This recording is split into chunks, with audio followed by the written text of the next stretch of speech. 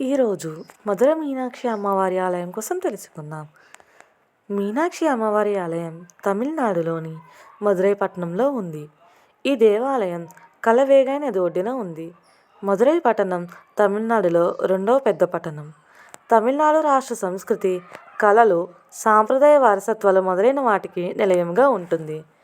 ప్రపంచంలోని అతి పురాతన నగరాలలో ఒకటైన మదురై అనేక రాజవంశాల పాలనలు చూసింది. భారతదేశ సంస్కృతి, కళలు, ఆధ్యాత్మికతలో ప్రధాన పాత్ర వహించే నగరాల్లో మదురై పట్టణం ఒకటి.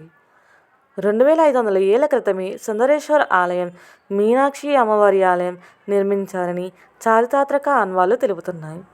ఈ గుడి ఆ కాలపు జీవన విధానాన్ని ప్రతిబింబిస్తుంది. అద్భుతమైన శిల్ప, చిత్ర, కళారీతులతో ఉన్న ఈ దేవాలయం తమిళ సంస్కృతికి చిహ్నం.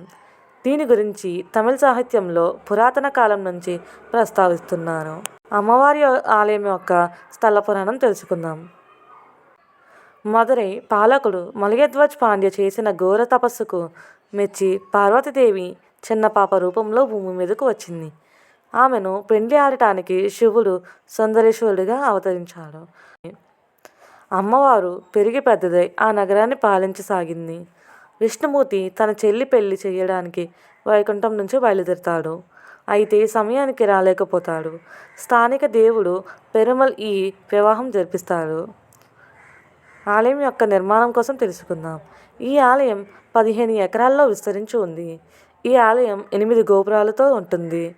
సుందరపాండ్యన్, పరాక్రమ పాండ్యన్లు 13, 14 శతాబ్దాలలో తూర్పు, పశ్చిమ గోపురాలను, 16వ శతాబ్దంలో శివంది చెట్టియర్ అనే అతను దక్షిణ గోపురాన్ని కట్టించారు. తూర్పు గోపురం సమీపంలో అష్టలక్ష్మి మండపం ఉంటుంది.